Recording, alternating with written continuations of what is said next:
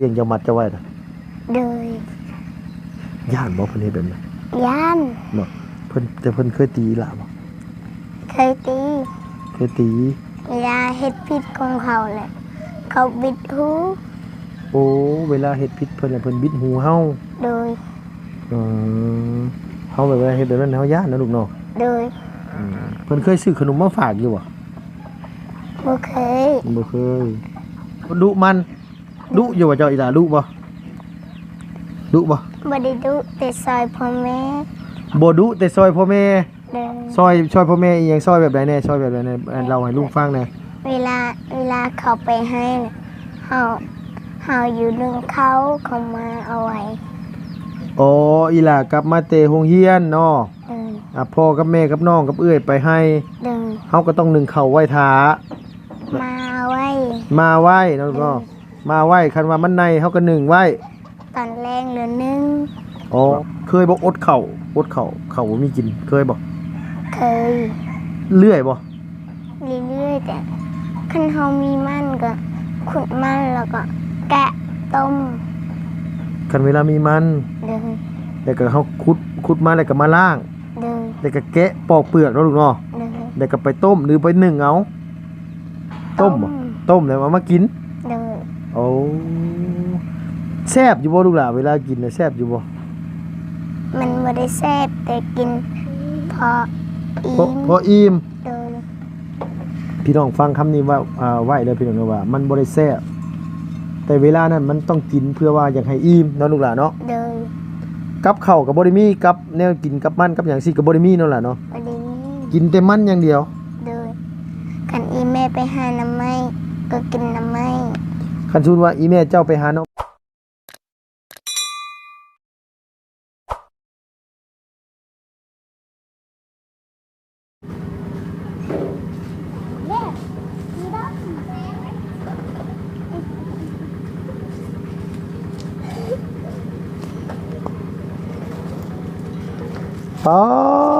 ตัวผู้สาวสำน้อยพี่น้องเอ้ยคุณมาติดไซลานั่นน่ะฮะเดี๋ยวคุยกันก่อนแป๊บนึงลูก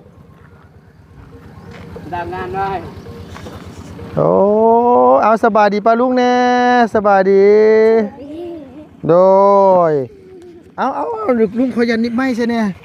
อ๋อเสียงหอบหายใจฮืบภาพอยู่นี่นะไปตักน้ำเส้นลูกหลานนี่นะมาแต่ทงนาไปตักน้ำอยู่ทงนาบ่เด้อโดยไอ้กันหน่อยอีหล่ามาจะตักน้ำอยู่ทงนาเนาะเด้อโอ้พี่น้องเอ้ยเชียนหามุมก่อนเดี๋ยวลุงขอจะถามเลยเจ้าซื้อยังก็ลูกนางแถวซื้อนางแถวเด้ออีหล่าเป็นน้องไผเจ้าน่ะเป็นน้องพรเป็นน้องสะพรเด้อเป็นน้องไอพรนะลูกเนาะเด้ออายุจักปีแล้วลูกอ่ะ8 ปีผู้นี้ได้สายลูกจักปีเจ้าประมาณจักปีลูกละน้องเจ้า7 ปี7 ปีอันนี้8 ปีนั่น7 ปีนะลูกเนาะอันนี้น้องสลาเจ้าบ่โอ้อีหล่าเรียนหนังสืออยู่ป.ใดอยู่ป.ใดลูกบ่ต้องยังอายอยู่ป.ใดก็ป.2เจ้าอยู่ป.2เจ้าซื้อยังลูกล่ะชื่อท่าไทยชื่อท่าไทยเช่ายังก่อนลูกท่าไทยชื่อไทยอ๋ออันนี้ชื่อไทยเจ้าซื้อยังก่อนแถวน้องแถวกับชื่อน้องไทยเนาะน้ำเขาให้เป็นบ่เจ้านี่น้ำเขาให้เป็นบ่ลูกเป็นเวลาไปหน้าเนี่ยบ่ได้ซอยประตูกันว่าซักเขาให้บ่ซอยอยู่ซอยซักเขาให้เนาะลูกเนาะมื้อนี้ไปซักอยู่บ่มื้อนี้บ่ได้ไปเอาน้องมื้อนี้เอาน้องเอาอันลูกเอื้อเจ้าน่ะบ่เอาน้องเป็นแล้วจะเรียนอยู่ป.2อันนี้ไปตักน้ำไปให้ไผนี่น่ะไปให้แม่ตู้ตัวพี่น้องเอ้ยไกลบ่ลูกไปนี่ไปไกลบ่นี่บ่ได้ไกลยู่ใส่ล้อไปซอยอยู่ซอยงานได้เบิดเดี๋ยวพี่น้องน้องคนกันเลยที่จุก ผู้ครับประตูไม่ตู้กำลังหนึ่งเข่าวแรงมาจักหนนะอายกุ้มอยู่น้องแถวกับน้องไทยพี่น้องเอ้ยไปตักน้ำตักอันนี้มาให้ทางไม่ตู้โอ้ยนำเขาให้แล้วเด้อบ่ทางพี่น้อโดยสบายดีเด้อแม่เด้อสบายดีบันชวนโดยไปหน้าบ่มื้อนี้ไปนำเข้าแล้วอันนี้กับหลานอีแม่บ่ยับมาพี่หลานมานั่งกับในตู้พี่มาลูกมาอันนี้น้องของน้องพรเฮาเนาะแม่เนาะโดยบ่นุกก็ได้ดอกแม่นางธรรมดาเนี่ยธรรมชาติโอ้พี่น้องเดี๋ยวขออนุญาตมาทันอันนี้นี่น้องของพรในบ่แม่นี่นะลูกพ่อเดียวแม่เดียวบ่นี่นะบ่แม่ลูกผัวเก่านั่นแหละจะมาลูกผัวเก่าลูกพ่อเดียวแม่เดียวอันกับน้องพรเลยแม่นบ่แม่นโดยพี่น้องเอ้ยขออนุญาตนำอีหลาได้เรียนหนังสืออยู่บ่เรียนอยู่ป .2 ไปโรงเรียนได้มื้อเท่าใดพ่อลุงขออนุญาตถามเงินแม่ลูกล่ะแม่จะเอาให้มื้อเท่าใดมื้อจักบาทมื้อจักกีบบ่ได้เงินบ่ได้ไปเลยโดยแม่บ่เป็นหยังเพิ่นยังน้อยอยู่บักหลานี่อันไทยเจ้าได้มื้อเท่าใดลูกล่ะแม่จะให้มื้อจักพันไปโรงเรียนบ่ได้คือกัน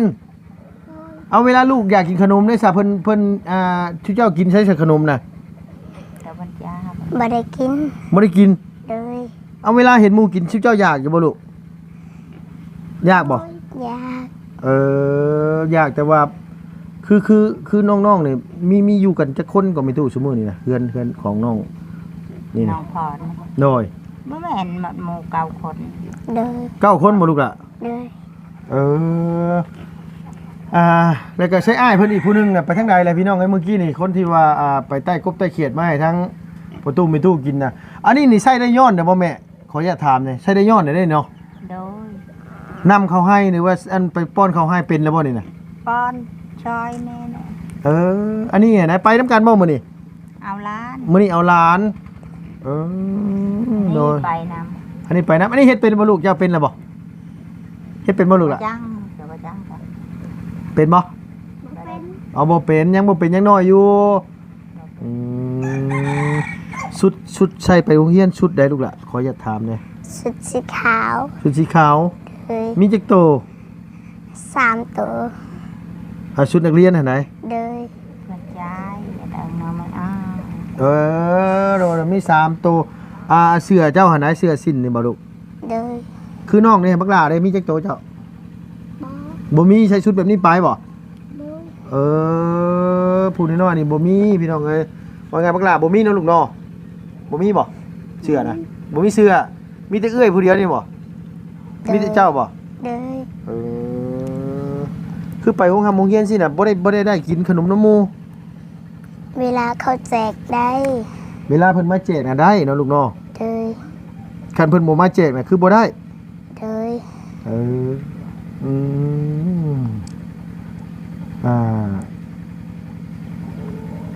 อีหลานหนึ่งเข่าเป็นนะบ่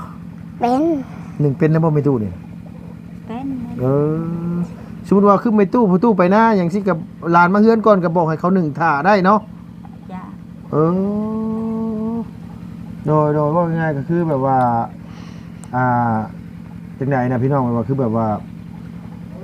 ซอยพ่อแม่แบ่งเบาภาระที่แบบว่า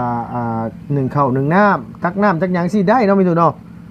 อาศัยเขานี่แน่เนาะไปตักน้ำมาให้กินบ่แม่แม่นถุงมั่วอะไรก็ใช้ร้านนี่แหละไปหิวมาให้ตู้แน่คนละมื้อละตุก2ตุกเนาะโดยจำนั้นก็พ่อ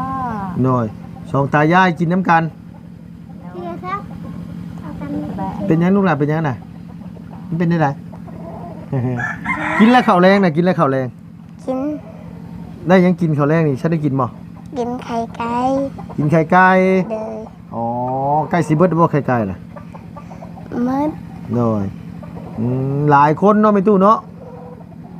มีหยังก็บ่ง่ายกับบ่ง่ายมันโอ้กันปุ๊บๆนะโอ้ยต้มเขียดนี่ต้มเขียดอันมาแกงเขียดนี่ อันใดคนละโตเท่านั้นได้เฮาว่าเนาะคันว่าน้อยๆเนาะได้จำแต่น้ำแต่ในมันเลยเนาะ โดย เอออันนี้นี่ผู้พ่อเพิ่นเสียนี่พ่อเพิ่นเสียผู้นี้ยังน้อยอยู่บ่มีตู้ตอนนั้น น้อยตายว่ามาเจอ หาแต่เกิด ยังเห็นอยู่หน้าพอ อืม เห็นก็บ่เจอดอก โดยแต่เจ้าจื้อบ่พอเจ้าลูก เบื่อซื้อ บ่จื้อคือกัน โดย เจ้ามาอยู่กับพ่อใหม่เป็นได้อยู่กับพ่อใหม่ย่านบ่ บไดยาน บ่ย่าน โดย เพิ่นเคยตีหลายอยู่บ่ บ่เคยตี ให้ เว เลย ลาตีกับน้องแหละเขามัด บ่เคยตีแต่เวลาตีกับน้องน่ะเพิ่นมัดไว้ โดย โอ้เฮงนักกูตีได้ซั่นน่ะย่านบ่เพิ่นเฮ็ดแบบนั้น ยาน ย่าน โดย เวลาตีกับน้องเวลาเฮ็ดผิดนี่เพิ่นมัดไว้ โดย เพิ่นมัดใส่อีหล่าเพิ่นมัดใส่อีหล่า เชือก เชือกมัดอยู่ไสมัดแขน มัดแขนนี้ ช่องข้างได้บ่มัดจังซี่ได้บ่ ได้ โอ้ได้นี่คือแม่นแม่นบ่แม่ตู้ได้นี่แม่นเนาะเอาได้นี่คือแม่นพี่น้องไว้ว่าคือคนเผ่าตรีนี่เขาเจ้าสิเว้าไว้ว่าได้นี่คือแม่นหั่นแหละแม่นว่าไงซะเวลาเพิ่นเฮ็ดซั่นเพิ่นให้บ่ลูกให้บ่ย่านบ่ ยาน ย่าน เพิ่นบ่เป็นพ่อเฮาย่านแน่เนาะ โดย โดยเพิ่นหาแต่มาอยู่นํกันจักเดือนแม่ตู้ขออนุญาตถามในทางอันว่าผัวใหม่อันพ่อใหม่น้องๆนี่ ได้ปีหนึง อาจจะได้ประมาณปีหนึงเนาะโดย มาทันหอดได้แล้ว ยังบ่ทันฮอดอันนี้ช่ำนอนบ่ง่ายบ่เพิ่นหาแต่ย้ายมาอยู่นํกันได้ก็ฮ้อนแท้พี่น้องเอ้ยโอ้เมาได้หยังกินแรงมื้อนี่ บ่ได้หยัง บ่ได้หยังเลยโอ้พี่น้องเอ้ยลูกทั้งลุงก็บ่ได้ซื้อหยังมาฝากทั้งประตู แต่ตอนเที่ยงคนมาได้นำเขา มาแต่ตอนเที่ยงเนี่ยบ่ได้หาน้องไม้ก็บ่ได้มีมากินเนาะแม่ตู้เนาะสมมุติว่าเฮาเอาเงินให้แม่ตู้ตอนนี้100,000แม่ตู้ไปซื้อหยังได้เนี่ยตอนนี้ซื้อหยังบ่มีแล้วบ่มีแนวซื้อแล้วบ่อยู่ในบ้านนี่เพิ่นขายหยังแน่บ่มีว่าเพิ่นบ่ได้ขายหยังบ่ ไม่ได้เคยซื้อกิน บ่เคยซื้อกินเลย แล้ว สมมุติว่าบ่มีแนวกินตอนแรกลูกหลานเขาเจ้าอยากกินข้าวกินน้ำเนี่ย กินแจวกินจุไปแล้วแจวชื่อๆก็กินผัก จ้ำแจ่วจุจ้ำกินแล้วบ่ลูกล่ะ โดย ก็แล้วก็นอน อีหล่าสิมีแฮงบ่ซั่นน่ะ มี มี โดย เคยกินเลยเนาะ โดย ยาสระผมนี่จักมือบริษัทนี่ลุงซื้อมาให้อยู่ได้เมื่อวานนี่นะขอน้ำเบื่อเจ้าเด้อเวลาสิไปอาบน้ำสระผมเนี่ยเด้อมีเห่าบ่ มีดอก มีเห่าบ่นี่ มี มี โดย โอ้ยเดี๋ยวมันติดแล้วนี่เต้นเส้นหัวผู้ลุงนี่ติดแห้งเลยนี่นะ พูดช่วยดอยไหนจะอะไรช่วย ยังสุมไฟใส่หม้อข้าวบ่ มันไหนในข่าวมัน อ๋อไฟสิไฟอันมาช่วยไอ้เก้าไม่ตู้บ่ช่วยหรือว่าน้อง น้องเลยเขาบอกมีอยู่ ๆเขาอันนี้แน่เนาะเขาอันน้องพรน่ะบ่ เดี๋ยวก่อน ทั้งถ้าพ่อแล้วไปใช้แต่พ่อน่ะ ที่อยู่เดี๋ยวเราอยู่ทางเฮือนเนาะ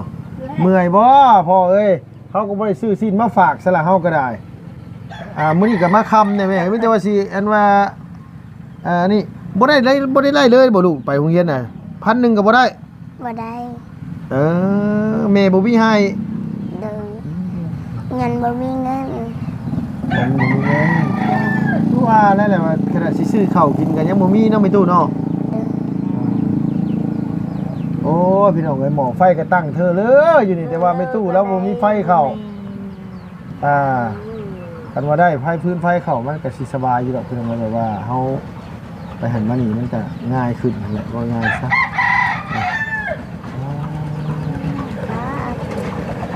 แต่ว่าได้เข้ามาก็คือสิง่ายไม่ตู้แล้วแจ้งหูแจ้งตาไม่ตู้นี่แหละพี่น้องเอ้ยตัวนี้ก็ได้ทางน้องพรก็อาจจะเจาะหน้าให้เพิ่นยังบ่แล้วหรอกมื้อนี้เบิ่งนี่เพิ่นมาค่ำแต่บ่ไม่ตู้ บ้านจุฬาหันไป ให้โดยเจ้าชื่อยังก่อนลุงลืมเมื่อกี้ นังแถว น้องแถวอีหล่าแถวคิดว่าเจ้าสิเรียนฮอดปออะไรลูกล่ะ บ่หา คิดว่าสิเรียนฮอดป .5 น่ะพ่อบ่ โดย บ่อยากไปต่อในเมืองบ่ลูก บ่ บ่อยากไปต่อในเมืองเฮาบ่มีเลยเฮาบ่อยากไปเนาะ โดย บ่มีรถเนาะ โดย เออเดี๋ยวเอ้ยพรนี่ใจดีบ่เอ้ยพร ใจดี ใจดี โดย เออ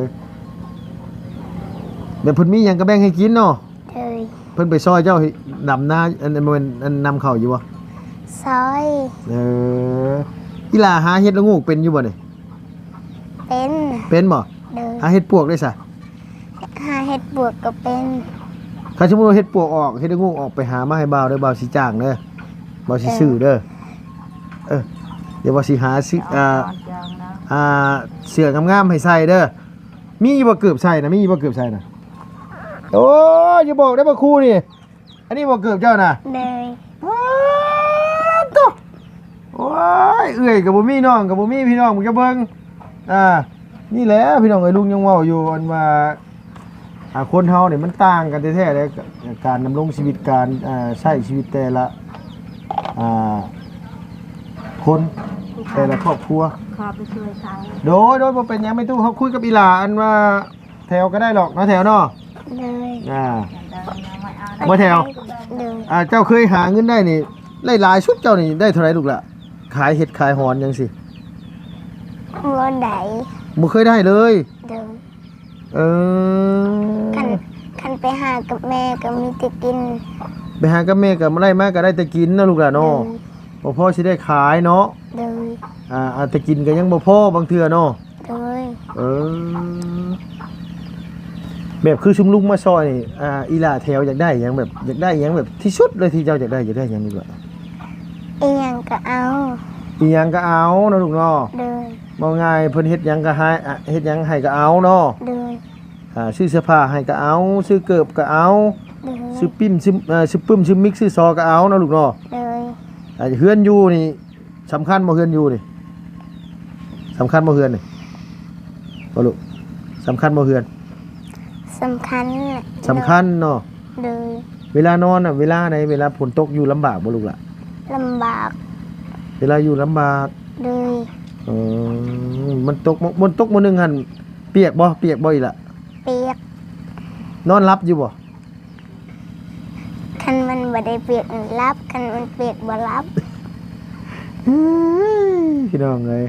คันมันเปียกก็รับคันมันบ่เปียกก็บ่รับเนาะ เลย สมมุติว่าคือเวลาฝนตกปุ๊บนี่เจ้ากับน้องนี่นอนนํกันบ่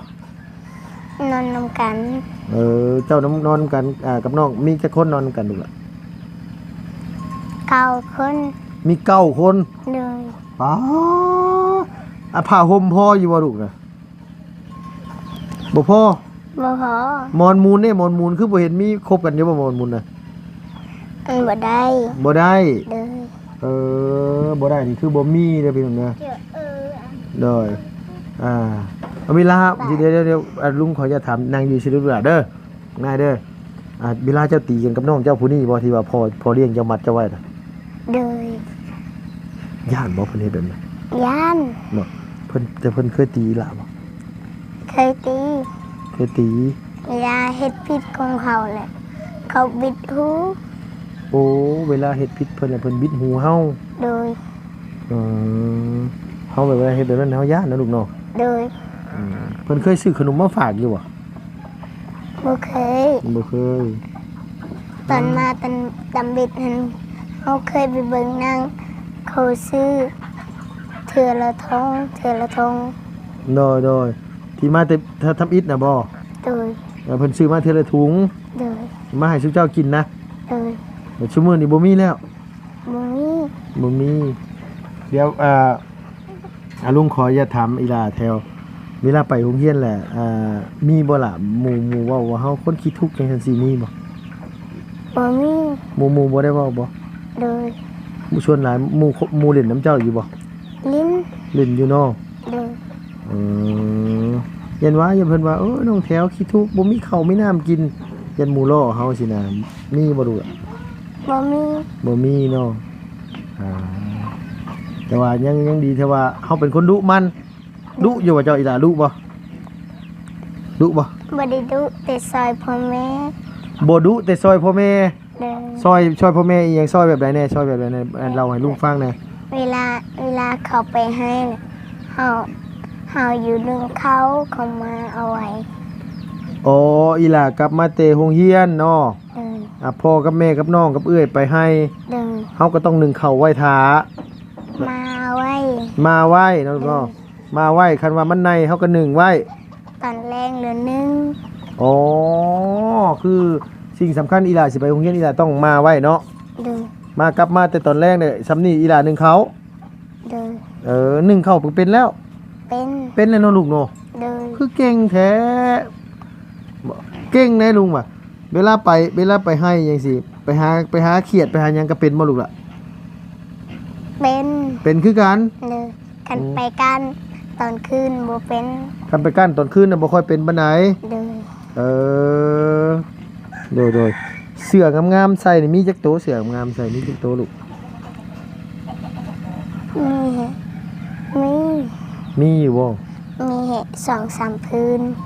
มี2-3ผืน เดิน แปลว่าโตงามๆที่เฮาใส่ไปบุญไปหยังสิได้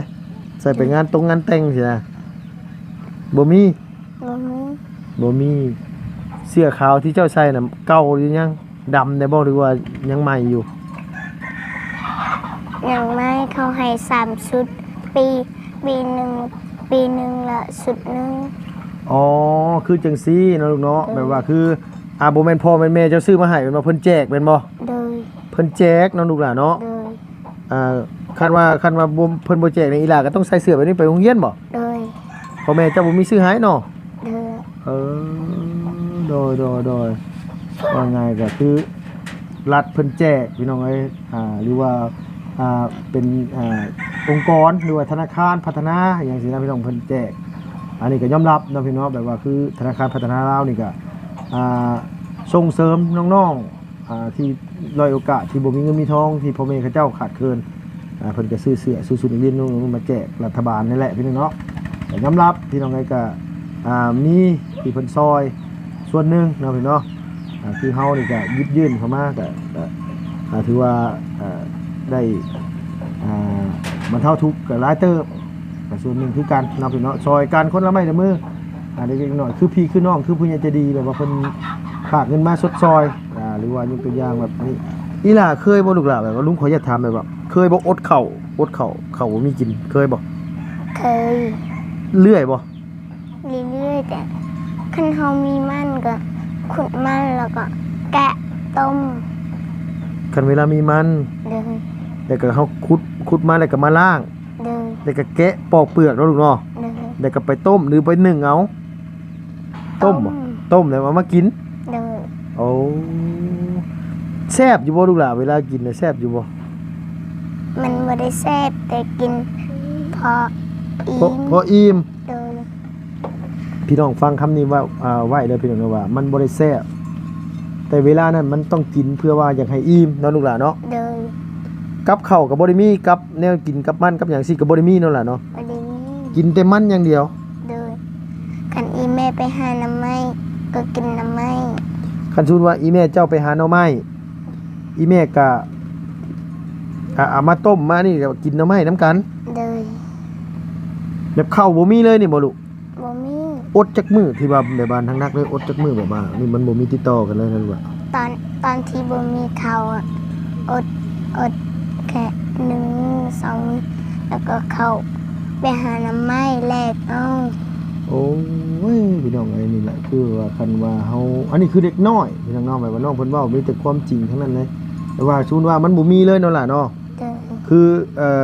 คือเขาบ่มีเด็กก็ไปหาพากันไปหาหน่อไม้ เดิน ไปหาหน่อไม้เด็กก็มาใส่ถุง เดิน เด็กก็ไปคอเอาอีหลาจะไปกวนเอื้อยลูกเอื้อยลูกละลูกหลานอย่าไปกวนเอื้อยลูกบ่ต้องกวนเอื้อยเด้อไปหาหน่อไม้เนาะลูกเนาะ เดิน เด็กก็มาใส่ถุงเด็กก็ไปหาคอเอา เดิน แต่ได้มาก็เอาข้าวนั้นมาหุงกินหนึ่งกินเนาะ เดิน โดย อีเวนต์พาได้ โอ้พี่น้องเอ้ย แบบว่าทำ คือมาม่าคือซุมลุงเอามาให้สินี่แซ่บบ่ แซ่บ แซ่บ เดิน เจ้าอยากกินหยังเจ้าอยากกินหยังลุงอยากถาม อีหยังก็กิน อีหยังก็กินเนาะลุงเนาะ เดิน อีหยังก็กินได้เนาะล่ะเนาะ เดิน พี่น้องเอ้ยโอ้ยนี่แหละพี่น้องเนาะอันนี้ก็ พอดีว่าเมื่อกี้นี่พี่น้องไอ้บ่าวไล่เพิ่นเงินทั้งเอื้อยยังจะดีเพิ่นมอบให้ลุงพี่น้องเนาะ1 ล้าน 1 แสนกีบเมื่อกี้นี่ก็เป็นที่ว่าบักหลาอย่ากวนเอื้อยเด้อลูกเด้ออย่ากวนเอื้อยเด้อย้ำมาพี่ลูกหลานย้ำมาพี่อีกย้ำมาพี่ก็ได้ย้ำมาพี่ก็ได้ย้ำมาพี่ลูกหลานย้ำมานี่ย้ำมานี่มาพี่ย้ำมาพี่เจ้าน่ะย้ำมาแล้วโ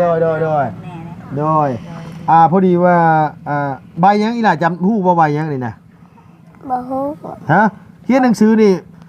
มันหนังสือเลข0มี5ตัวนี่มันเป็นใบมันจักเท่าไหร่ 10,000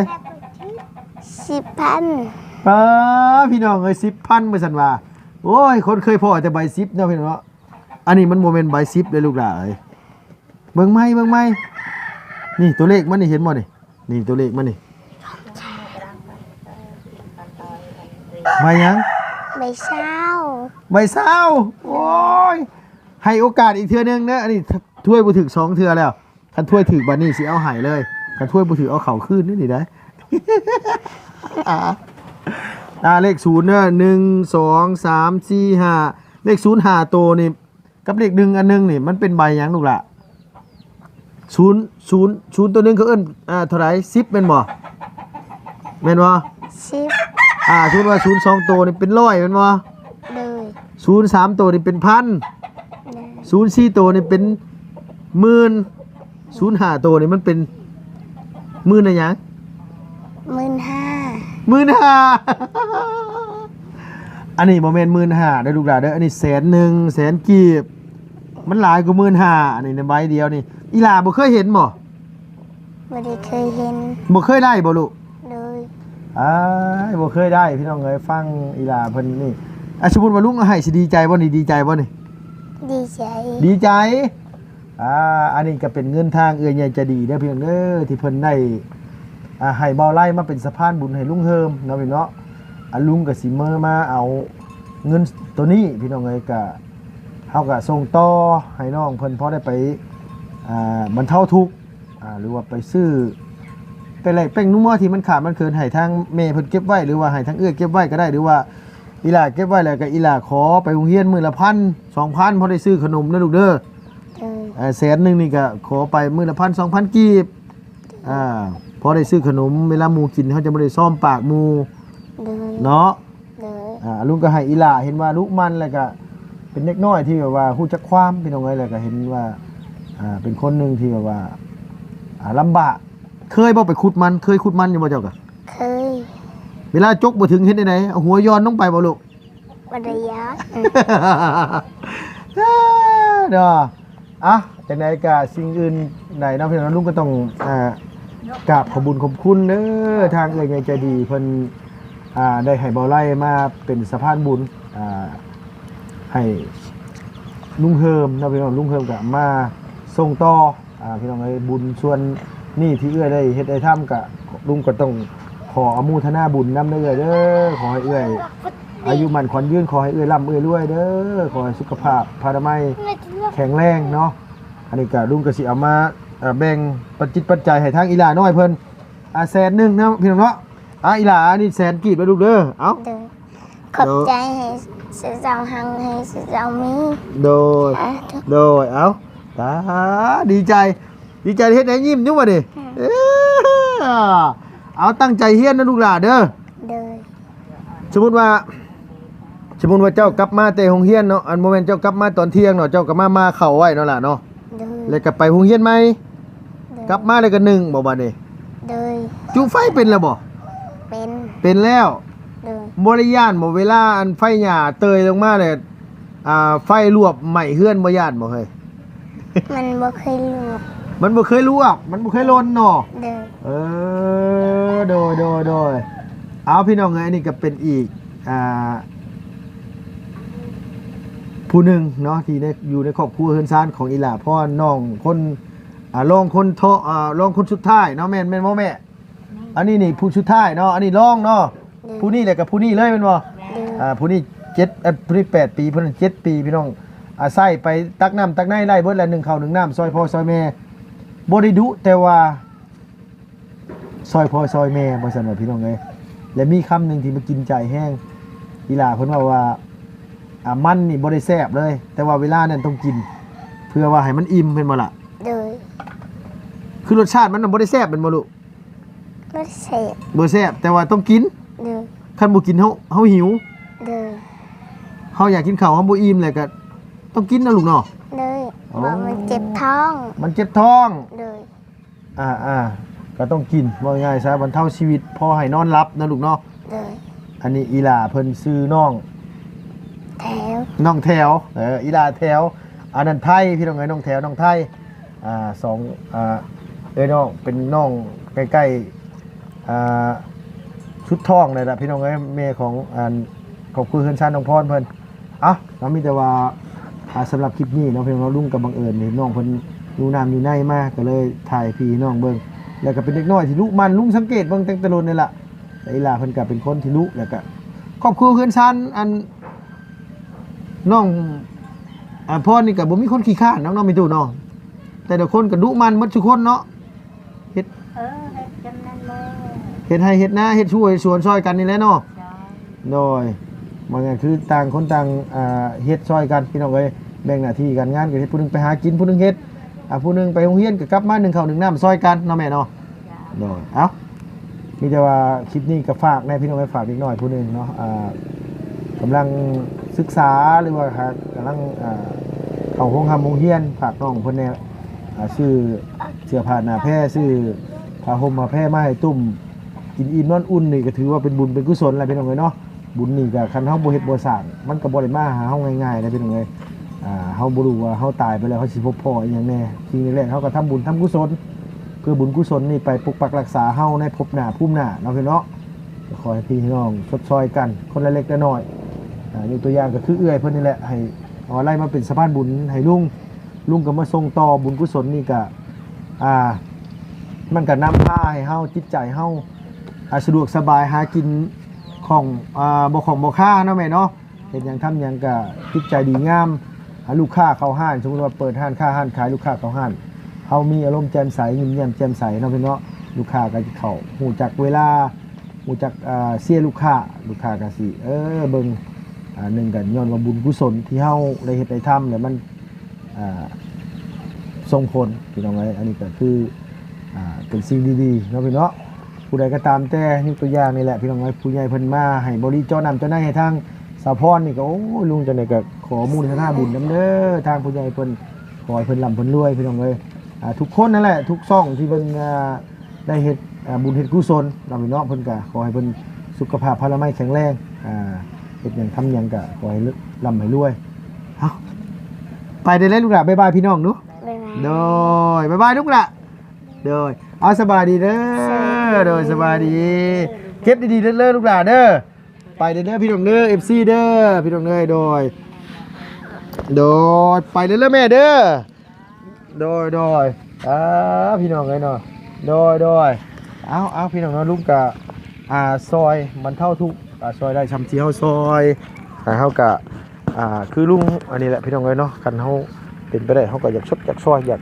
เฮ็ดให้มันจบมันงามนี่เนี่ยโอ้ยเนาะพี่เนาะไปแล้วพี่น้องเนาะสบายดีพี่น้องเบิดสุขุสุคนโดย